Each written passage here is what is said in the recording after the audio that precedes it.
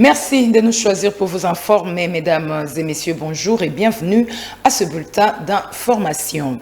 États généraux de la justice, l'heure est toujours au diagnostic de maux qui rongent la justice congolaise. Des solutions sont en train d'être proposées. Vendredi, par exemple, le procureur général près la Cour de cassation, Firmin Vondé, a plaidé pour l'introduction du chef de l'État au Conseil supérieur de la magistrature pour que cet organe du pouvoir judiciaire fonctionne désormais comme les conseils des ministres. N'est-ce pas, Nico Kassanda? Selon le procureur général près la Cour de cassation, Firmin Vondé Mambou, introduire le chef de l'État dans les girons du Conseil supérieur de la magistrature n'est pas une mauvaise chose. Je suggère que si l'on peut mettre ou introduire le chef de l'État dans les girons du Conseil supérieur de la magistrature, je trouve que ce n'est pas une mauvaise chose. Et ça se gérerait de la manière que gérait le gouvernement. En ce moment-là, il y a un chef de gouvernement qui serait être le Premier ministre, qui serait le président du Conseil supérieur de la magistrature, qui présiderait à temps réel ce Conseil supérieur de la magistrature. Le procureur général près la Cour de cassation a également clarifié le pouvoir du ministre de la Justice qui ne peut interférer dans la conduite de l'action publique des parquets. L'article 70 de la conclusion de la loi portant organisation, fonctionnement et compétences des juridictions de l'ordre judiciaire dit exactement ceci. Les officiers du ministère public sont placés sous l'autorité du ministre de la Justice dans ses attributions. C'est clair.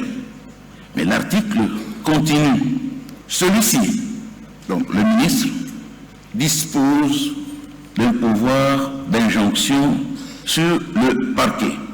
Donc le même article est en train de définir quelle est l'autorité du ministre sur les magistrats.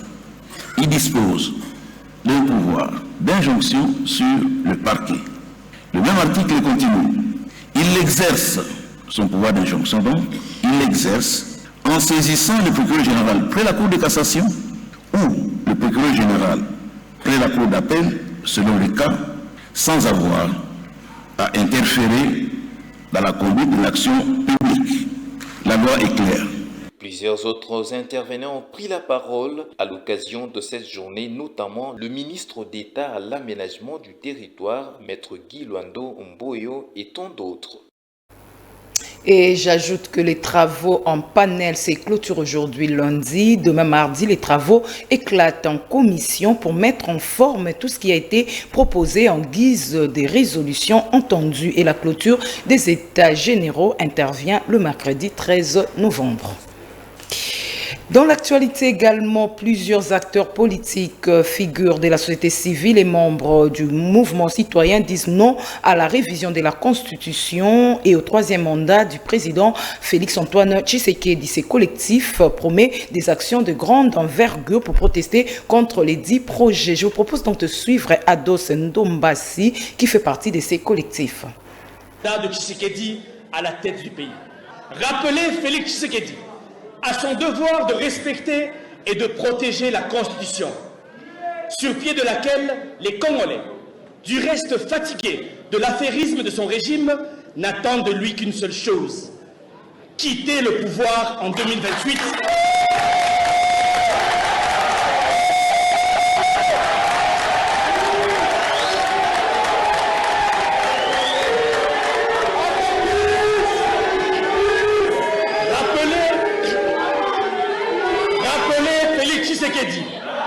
À son devoir de respecter et de protéger la Constitution, sur pied de laquelle les Congolais, du reste fatigués de l'affairisme de son régime, n'attendent de lui qu'une seule chose, quitter le pouvoir en 2028. Changeons de chapitre pour parler de la 21e réunion du Conseil des ministres à la Cité de l'Union africaine. Les conditions de travail des Congolais employés par les expatriés ont figuré parmi les 2 points de la communication du président de la République. Suivez.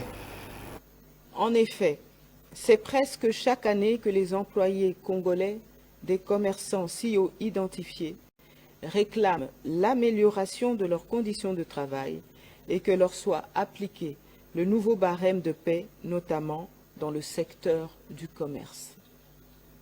En outre, ces travailleurs sont payés sans aucun bulletin de paie et la plupart n'ont aucun contrat de travail et assez souvent avec une absence de prise en charge médicale adéquate ou encore très faiblement organisée.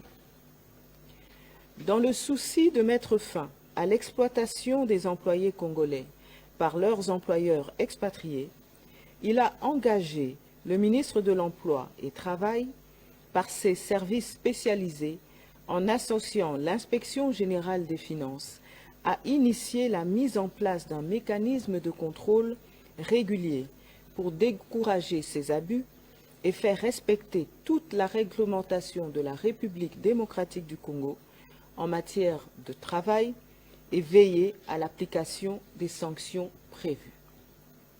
Un rapport est attendu à ce sujet d'ici fin décembre 2024.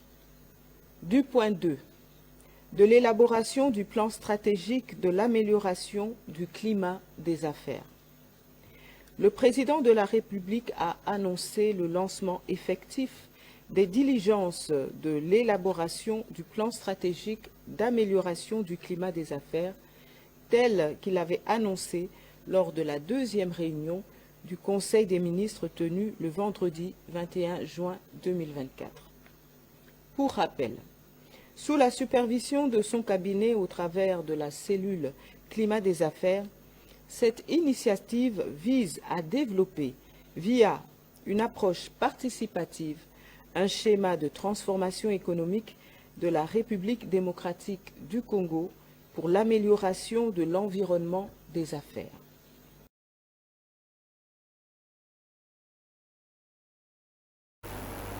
Terminons avec ces constats que nous propose Ida Maloba et Junior Umba. Les avenues se meurent de plus en plus dans la commune de Bandalungwa. L'avenue Kisangani au niveau de la Revo d'Akom au quartier Sinkine illustre ces tableaux noirs. Des eaux qui stagnent dégradent la route et sont désormais à la base des embouteillages sur ces tronçons. Les usagers de cette route lancent une sonnette d'alarme aux autorités compétentes en vue de sa réhabilitation. Suivez.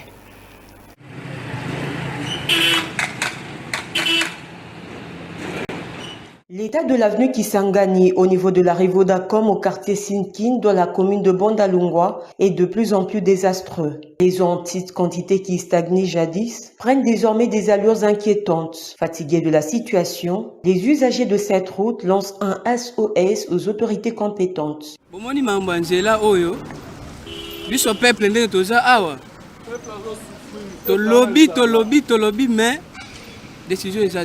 L'état de cette route nous déçoit. Nous avons longuement plaidé pour sa réhabilitation, mais jusque-là, rien n'est fait. Que les autorités aient pitié de la population.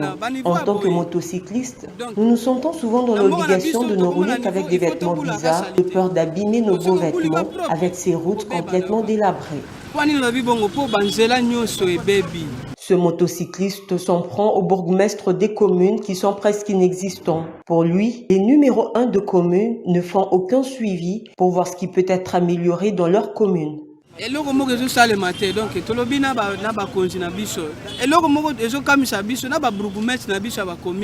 La faute incombe au bourgmestre des communes. Nous ignorons leur rôle. Ces derniers devraient avoir l'initiative d'effectuer des descentes dans leur municipalité, ne fût-ce qu'une fois la semaine, en vue de déceler les problèmes qui s'y posent. Mais eux semblent se foutre de tout. Si on n'y prend pas garde, cette situation risque de couper le Kisangani à ce niveau et perturber totalement le trafic. Tout est bien qui finit bien, mesdames et messieurs. C'est la fin de ces bulletins d'information. Merci de nous avoir suivis. Bon après-midi chez vous en compagnie de la télévision du Repos.